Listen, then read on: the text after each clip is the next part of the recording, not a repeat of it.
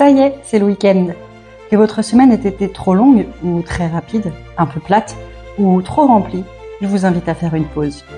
Moi, c'est Priscilla, Littéra Priscilla sur mon blog et sur les réseaux.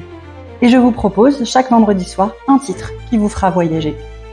Littérature classique, fantasy, roman historique ou histoire familiale, j'essaierai en quelques minutes de vous donner envie de découvrir un livre.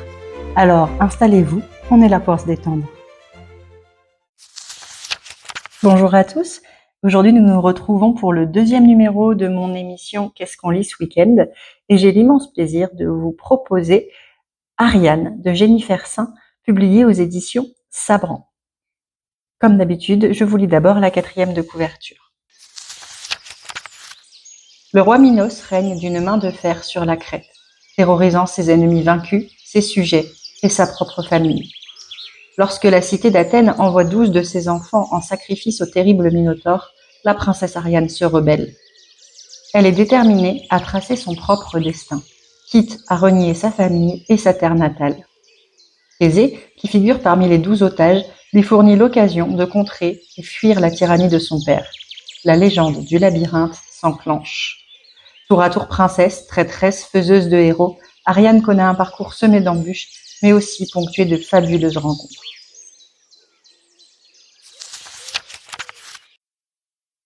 Ceux parmi vous qui me suivent sur Instagram ou sur le blog le savent, j'apprécie vraiment les romans mythologiques. Est-ce que c'est une déformation professionnelle ? Il est bien sûr envisageable que mon cursus de littéraire, de professeur de français puis de latin n'y soit pas pour rien. J'ai toujours trouvé que ces épisodes mythiques composaient une espèce de source intarissable de points de départ romanesques. D'ailleurs, je ne saurais que vous conseiller les sublimes romans de Madeline Miller, Circé et Le Chant d'Achille. J'ai également lu il y a peu de temps le très réussi Psyché et Eros de Luna McNamara, mais aussi, je vous conseille, bien sûr aujourd'hui, Ariane de Jennifer Saint. D'Ariane, je ne connaissais que peu de choses. Je la savais par la magnifique et indétrônable pièce de Racine dans mon cœur, sœur de Phèdre, la fille de Minos et de Pasiphaë, et sauveuse de Thésée dans le labyrinthe du Minotaure avant d'être abandonnée par ce héros sur l'île de Naxos. Et je ne résiste pas, excusez-moi, à partager avec vous ces 2 vers de Racine. Ariane, ma sœur, de quel amour blessé, vous mourûtes au bord où vous fûtes laissée. Acte 1, scène 3. Jennifer Saint a poursuivi ses investigations sur le sort d'Ariane, qui, comme d'habitude, selon les traditions et les auteurs, divergent. Ici, dans ce roman, elle devient sur Naxos l'épouse de Dionysos, une reine et une mère comblées, jusqu'à ce que son destin la rattrape. Mais quel destin ? Celui d'être la sœur de Phèdre ? Pas seulement. D'être la fille de Minos ? Non plus. D'être la première amante de Thésée ? Première, c'est beaucoup dire. En tout cas, c'est rien de tout ça. Et en même temps, c'est tous à la fois. Parce que ce qui la rattrape, c'est tout simplement son destin de femme. Dans cet univers où les dieux fraient régulièrement avec les hommes, Ariane, Phèdre et même Thésée sont des espèces de jouets aux mains des divinités. La jalousie d'Héra, la colère de Poséidon, l'ambition de Dionysos sont autant de leviers sur lesquels Ariane, Phèdre, Pasiphaë, Minos ou même Thésée ne peuvent pas grand-chose. Et pourtant, ces leviers décident tout simplement de leur sort. Les épisodes sont nombreux dans ce roman qui montre à quel point l'humanité n'est rien face à la divinité. La naissance du Minotaure, l'histoire de Méduse et celle d'Ariane elle-même. Mais l'autrice va plus loin, grâce à Thésée. Thésée, c'est un personnage éminemment détestable, surtout quand on se place du point de vue d'Ariane. C'est un homme cupide, ambitieux, qui promet monts et merveilles à une jeune fille qui a grandi dans un château à Knossos et ne connaît rien du monde, pour finalement l'abandonner une fois qu'elle l'a sauvée à une mort certaine, mais longue et douloureuse, sur une île déserte, celle de Naxos. Mais Thésée ne s'arrête pas là, il ne recule devant aucune horreur et il n'hésite pas, quelque temps plus tard, à épouser la petite sœur d'Ariane, Phèdre, pour maintenir la paix entre la Crète et Athènes. Phèdre, que dans ce roman, il a elle aussi abandonné à Knossos, lui donnant un mauvais lieu de rendez-vous pour ne partir qu'avec Ariane. Bon, Phèdre, ça ne lui portera pas bonheur, mais ça, c'est une autre histoire que je vous invite à lire chez Racine, par exemple, vous l'aurez compris. Thésée et Dionysos dans une moindre mesure, parce que Dionysos c'est quand même un dieu, même s'il se dit différent des Olympiens et qu'il est une victime d'Héra lui aussi. Thésée donc est celui qui poursuit la terrible œuvre des dieux sur l'humanité en travaillant, quant à lui, sur la misère des femmes, comme avant lui le faisait régulièrement, dans ce roman en tout cas, Poséidon. Les femmes sont les victimes, toujours, inévitablement.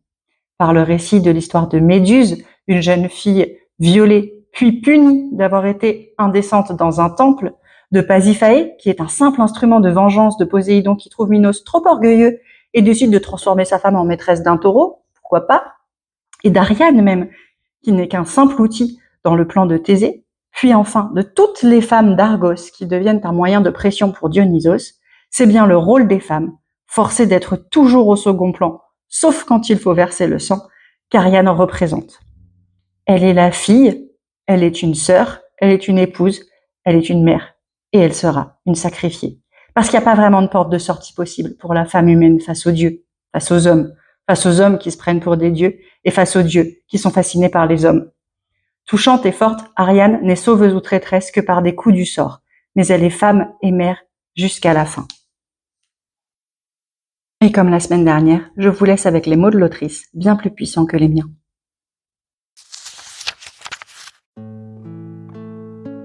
Que me ferait-il ? La question revenait de manière lancinante entre mes tempes. Devais-je me cacher ? Je pouvais fuir dans le maquis des forêts de l'île, mais que représentaient des arbres face à un dieu ? Aucune cachette ne me dissimulerait à ses yeux. La maison devait certainement lui appartenir, et le lit somptueux que Thésée et moi avions illicitement partagé être le sien. Je songeais à la fureur d'Athéna contre Méduse, violée par Poséidon dans son temple, et je tremblais.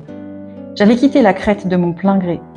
Maintenant, quelque part, au-delà de ce vaste océan bleu, Thésée se prélassait avec impunité sur des canapés royaux, admirés de tous pour sa bravoure, la noblesse de ses exploits héroïques. Et comme un millier de femmes avant moi, je paierais le prix de ce que nous avions fait ensemble. La terreur aurait sans doute dû me balayer, mais les braises d'une rage que j'avais cru éteinte en détruisant les grappes de raisin se réveillèrent dans ma poitrine. Si Dionysos venait pour me châtier, rien ne l'en empêcherait, et certainement pas moi. De mon côté, je pouvais mourir en pleurnichant ou affronter mon destin avec le courage de toutes ces femmes avant moi. J'évoquais l'image de Méduse, le temps que ma respiration retrouve un rythme normal. Ces serpents sifflaient, crachaient et se tordaient sur sa tête, remplissant d'effroi le cœur de prétendus héros qui reculaient devant elle. Je pouvais être comme elle, avec ma fureur en guise de bouclier. Bien que Dionysos ait le pouvoir de me calciner d'un regard, je ne me déroberais pas par peur de lui. Revenant sur mes pas, je retraversais la petite maison pour emprunter le sentier en pente douce menant à la plage. Je mis un peu d'ordre dans ma tenue, je portais la même robe qu'à mon arrivée, celle de ma mère, volée par les hommes de Thésée. Tachée et abîmée, elle était tout ce qui me restait. Je passais les doigts dans mes cheveux pour les démêler. Le pendentif à l'abeille brillait toujours de manière incongrue sur ma gorge. Je me sentis calme alors que je marchais. Quelque part, au fond de moi, ma nervosité bouillonnait et se tordait, mais elle semblait loin, étouffée sous une couche d'assurance tranquille. Quoi qu'il arrive, ce ne serait pas le sort que j'avais craint à mon réveil dans ce lit vide, tandis que la compréhension me glaçait les entrailles. Je ne mourrais pas seule sur Naxos à présent. Peut-être Dionysos, car ce ne pouvait être que lui, me prendrait-il en pitié ? Là où avait régné le désespoir, renaissait une lueur d'espoir.